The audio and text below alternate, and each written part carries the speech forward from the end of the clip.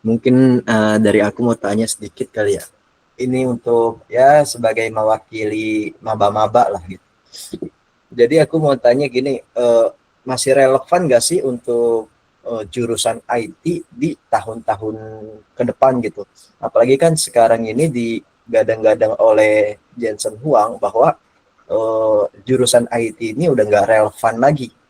Terus apa sih yang harus kita pahami untuk bisa membersamai dengan AI gitu?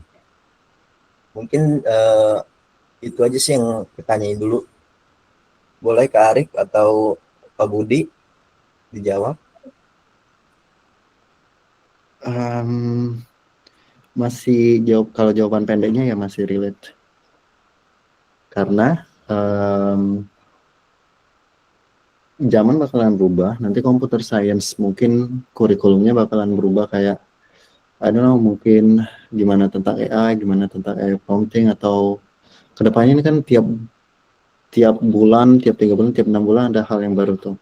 Nah untuk catch up akademisi sama industri itu bakalan tetap uh, harus ada catch up-nya. Terus nanti juga industri pas ada hal baru ya mereka butuh butuh tenaga kerjanya untuk bisa um, mengisi apa tuh namanya menjalankan ataupun mengoperasikan teknologi-teknologi baru tersebut. Dan juga kita juga masih butuh juga lulusan IT itu yang untuk berinovasi di bidang IT itu sendiri. Misalnya kan um, kayak di ChatGPT kalau misalnya karena kita bahasnya AI kayak gini ya akan butuh terus-terusan scientist, software engineer yang nge-push boundary-nya itu loh. Karena ChatGPT 5 sekarang udah 5, tiap tahun ada 3, 4, 5 ya tiap tahunnya itu juga mereka akan nge-push terus dan tiap tahunnya itu ya mereka ada nge-hire engineer-engineer baru gitu. Jadi pas ada suatu teknologi baru memang ada beberapa profesi yang terdampak dan juga ada profesi-profesi baru gitu. Nah, dan kuliah tadi, regardless of kalian kuliah apa, sebenarnya yang dipelajarin, yang didapat dari kuliah kalian itu sebenarnya, kalau dari saya sendiri ya, 80%-nya itu adalah gimana kemampuan berpikir. Hampir hampir 80% itu kemampuan berpikir. Nah, sisa-sisanya itu yang spesifik, yang spesialisnya ke IT tersebut. Jadi gimana ngoding, gimana desain pattern, gimana software engineering, gimana machine learning. Dan itu banyak yang saya lupa. Jadinya saya baca lagi gitu. Nah, tapi sampai sekarang yang beneran dibutuhkan itu yang kemampuan kita menganalisa, berpikir, dan lain-lainnya. Dan computational thinking itu juga sangat bermanfaat kalau kita mau tetap di dunia IT gitu. Jadi kalau menurut saya ya peluang kerja di dunia IT bakalan tetap ada, bakalan eh, tetap ada, tapi emang berkurang dan bakalan ada spesifik-spesifik yang tertentu. Kayak contohnya sekarang kayak prompt engineer, terus juga AI engineer gitu. Itu sih kalau dari saya.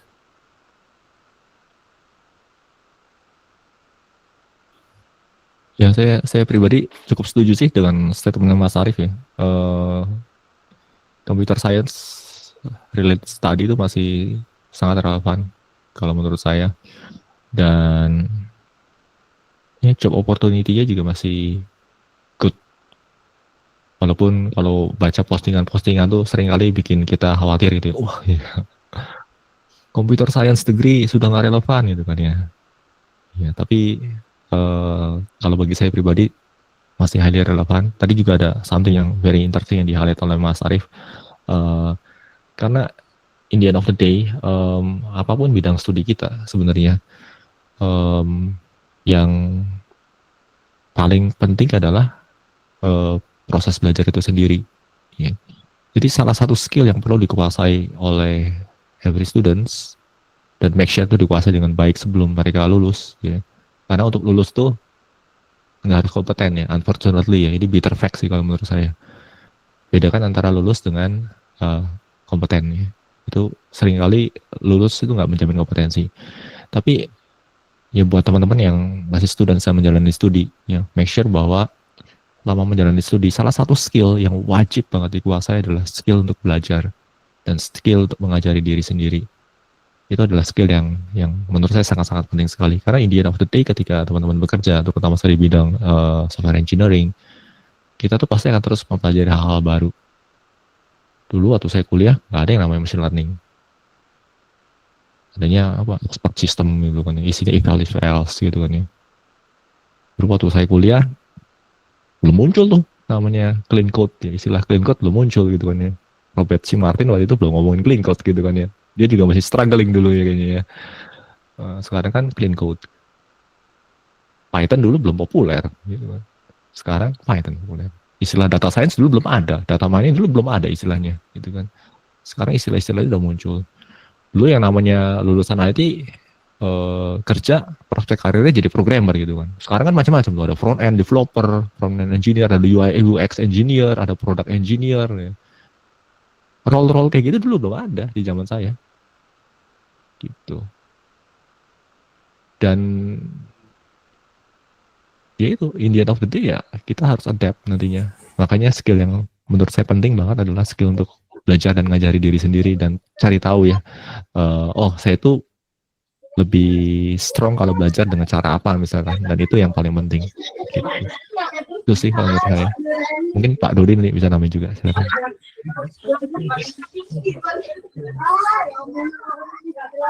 Ya, wajar ya kalau misalkan punya concern seperti itu ya. IT apakah masih relate atau enggak gitu ya. Nah ini juga saya memberikan angin segar aja ya kepada teman-teman di sini.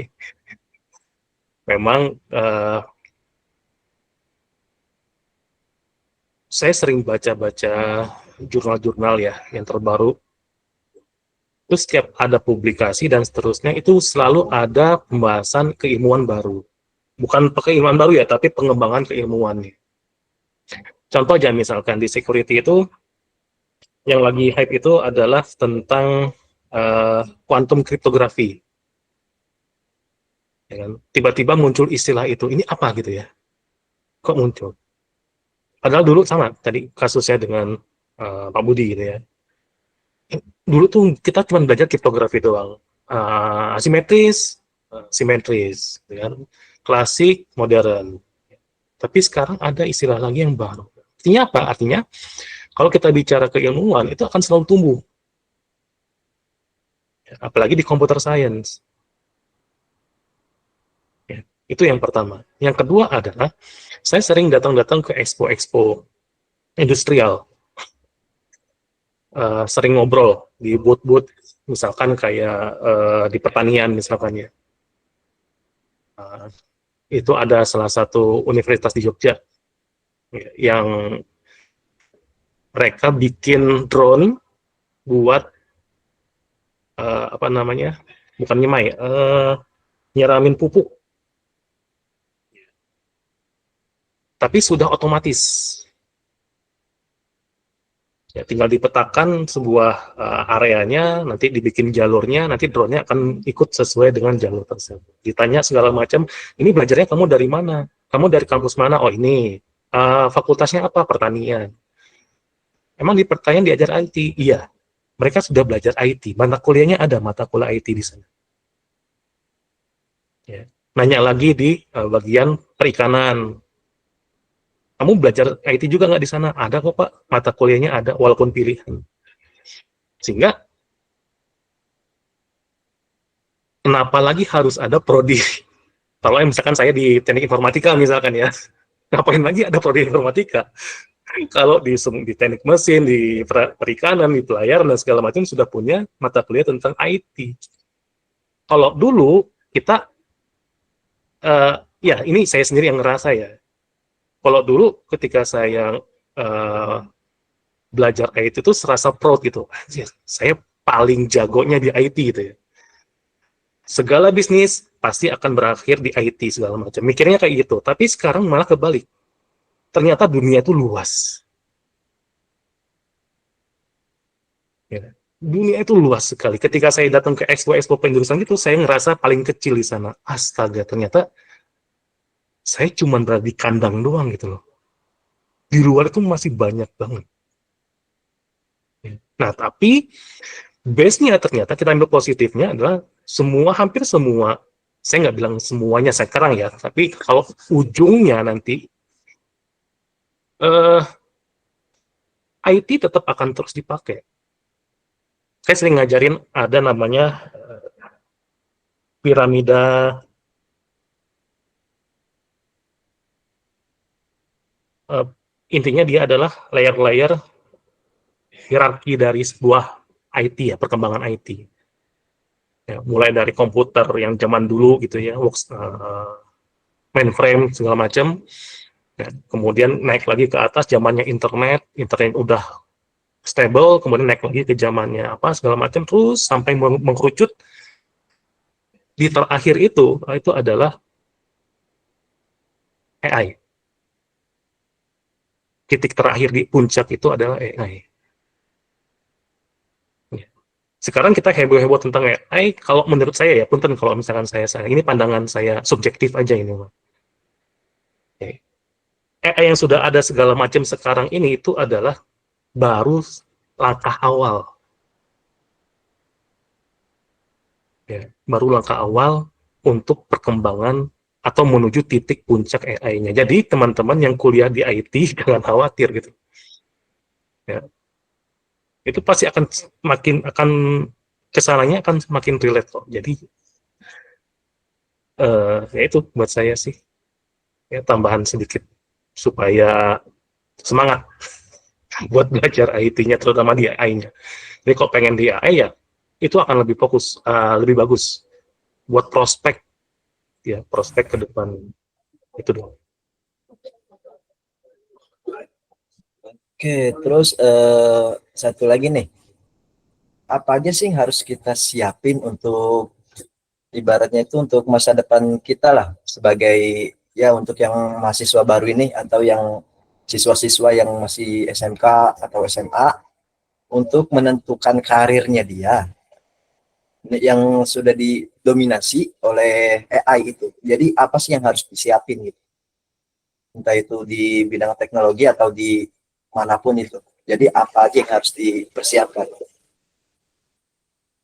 Izin dulu ya, buat nyampain sedikit ya, buat apa namanya, wejangan buat teman-teman.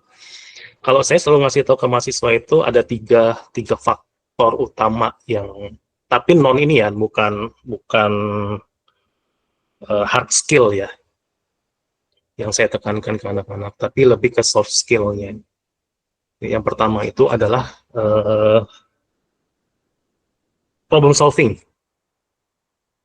Ya, belajar untuk memecahkan masalah yang kompleks atau complexity problem solving. Kalau nggak bisa di situ, aduh, gitu ya, susah berangkat yang keduanya. Karena yang kedua itu kita bicara adalah critical thinking sama creativity atau kreativitas.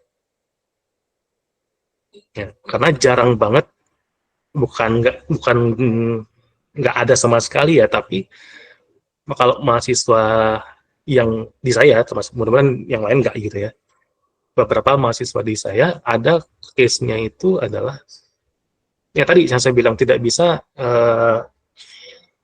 berpikir secara kritikal gitu.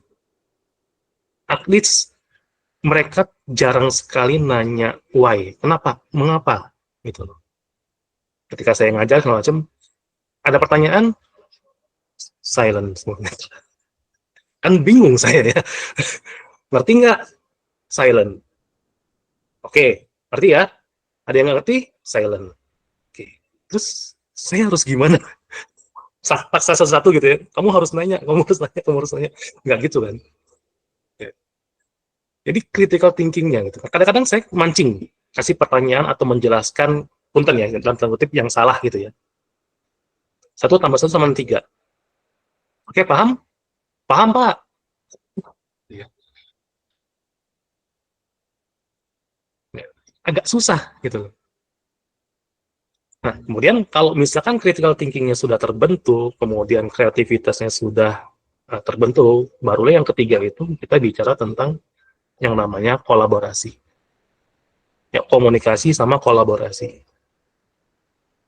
Ya, jangan sendiri-sendiri, jangan stand alone lah kerja itu ya. Jangan belajar itu jangan sendiri-sendiri. Ya, makanya salah satu event ini gitu ya, Deep Talk ini itu salah satu bentuk communication dan kolaborasi.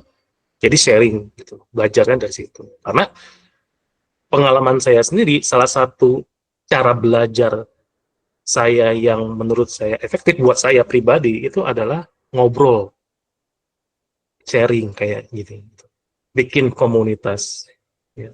Bikin grup diskusi. Ya. Tapi setelah bikin itu jangan sampai salin juga grupnya kan, karena ada beberapa saya join di grup komunitas, gila bersih,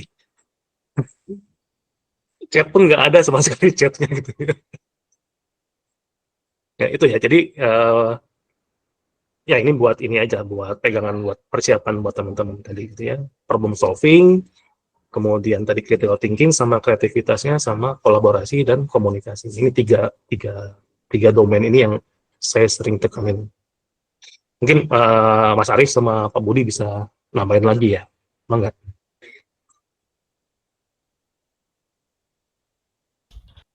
Ya tadi terkait ketika mahasiswa ditanya dia mau bertanya tidak, lalu kelas menjadi silent ya, itu juga salah satu hal yang bikin saya stressful sih ketika mengajar ya. Ya ini, don't know, ini terutama saya waktu, karena dulu waktu saya di Australia juga kan saya menjadi teaching assistant ya, dan ini mungkin perbedaan culture belajar ya. Jadi kalau waktu saya jadi teaching assistant di Australia itu ketika saya ngelit kelas untuk delivering lecture, dan ketika saya bilang is there any particular question regarding this topic, itu udah banyak banget yang angkat tangan gitu kan ya. Jadi even sebagai teaching assistant, ketika saya mau handle suatu kelas tuh saya harus prepare dengan serius gitu kan ya. Karena saya tahu nih, saya bakal dibombardir banyak pertanyaan itu kan. Dan saya nggak bisa jawab dengan asal gitu kan ya. Jadi ada suatu tantangan tersendiri gitu ketika mengajar gitu kan.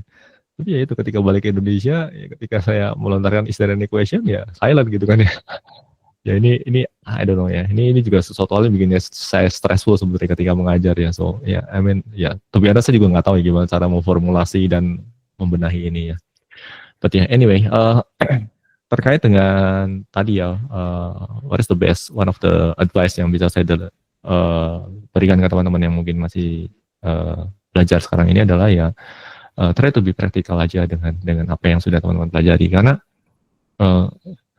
saya yakin sih deep down in our heart ya, sebagai seorang manusia adalah kita mau menjadi manusia yang berguna sebenarnya ya. Dan kita baru merasa berguna ketika kita berkarya. Oke. Jadi ketika teman-teman pelajari sesuatu ya, misalkan hal simpel lah, misalkan di kelas jaringan komputer ya, teman-teman belajar mengenai IP addressing gitu kan ya. Terus teman-teman belajar mengenai crimping cable gitu kan ya. Ini juga yang dulu saya lakukan, karena background saya sebenarnya dulu dari infra ya. Jadi way before saya belajar terkait dengan AI itu sebenarnya basic saya di infra sebenarnya. Jadi dulu kayak waktu saya belajar kelas jaringan komputer dulu saya super excited gitu kan. Wah, ini menarik banget ini ya. Gila, keren banget nih. Antar komputer bisa ngobrol gitu kan, bisa tukar data gitu kan. Ya try lebih praktikal aja. Misalkan ya cobalah terapin gitu kan ya. Waktu itu ya quite fortunate juga sih dulu, waktu zaman-zaman dulu kan masih banyak banget yang namanya warnet gitu kan ya. Terus teman saya waktu itu ada yang pengen banget tuh untuk dia ada modal dari orang tuanya mau buka warnet gitu kan ya. Wah ya udah nih, it's a good opportunity buat saya pikirnya. Saya taking part untuk crimping kabelnya, narik-narik kabelnya gitu kan. Itu something yang menurut saya meaningful saat itu. Ya, meaningful karena ternyata yang saya pelajari itu bisa kepake. Ya, at least buat bantu teman saya waktu itu bangun warnetnya. Saya senang juga kan dapat hands-on materials juga di situ kan, dikasih kesempatan buat setup IP addressing-nya gitu kan ya. Ya walaupun saya yakin banget sih saat itu setup pertama saya juga bukan the best setup gitu kan ya, tapi at least saya dapat opportunity gitu kan to play around gitu. Dan Itu penting kalau menurut saya ya. Buat teman-teman yang belajar programming ya mulai bertanya ke diri sendiri atau mulai bertanya juga ke dosennya. Ini bisa saya kepake di mana nih gitu kan. Can be quite interesting gitu ya. Eh dan ya tadi yang Pak Dodi mention juga, creativity is very important ya. Karena eh sometimes apa yang kita pelajari itu implementasinya bisa jadi endless gitu kan. Dan ngobrol dengan teman-teman yang kreatif, yang punya banyak ide gitu kan ya. Walaupun kelihatannya ngelantur dulu waktu saya kuliah tuh saya punya teman yang mungkin secara teknikal nggak really bright gitu, tapi idenya banyak banget gitu kan. Suatu saat dia ngobrol ke saya gitu kan ya. But wait loh, no. Waktu itu saya kuliah di Jogja kan. Mau lihat nih, ini ada pertandingan taekwondo nih. Pertandingan taekwondo tuh nanti jurinya tuh ada 3 gitu kan ya. Terus cara scoring itu katanya baru dinyatakan masuk suatu tendangan itu ketika 2 juri setuju gitu kan ya. Nah repot kan kalau tendangannya beruntun gimana coba hitungnya. Repot itu. Kita harus pakai sistem yang lebih enak gitu kan ya. Dan waktu itu dia ngide gitu kan. Dia ngide enaknya kalau setiap juri itu dikasih stick PS ke dia. Gitu kan ya. Karena cuma ada 2 skor kalau taekwondo gitu kan ya. 1 sama 2 gitu kan ya. Yang kiri buat yang sisi kiri gitu kan, yang warna merah gitu kan. Yang kanan buat sisi biru gitu kan ya. Kalau 2 juri setuju gitu kan, tendangan itu masuk gitu kan ya. Berarti masuk gitu kan. Scoringnya model kayak gitu. Kalau cuma 1 juri yang setuju ya nggak masuk gitu kan. Wah iya juga ya, keren juga ya idemu gitu kan ya. Iya. Harus dibikin nih kayak gini gitu kan ya. Dan itu dari ide kayak gitu. Terus dia juga punya background toko elektronik waktu itu. Orang tuanya kan buka toko elektronik waktu itu. Jadi kita dapat supply perangkat elektronik banyak gitu kan ya. Terus waktu itu saya baru belajar ini programming zaman lampau banget ya, Boron Delphi ya, dulu banget gitu kan. Dan waktu itu saya juga baru belajar banget yang namanya konsep database gitu kan. Saya masih ingat banget dulu modelnya pakai menggunakan Foxbase ya. Wah itu jadul banget ya. Tapi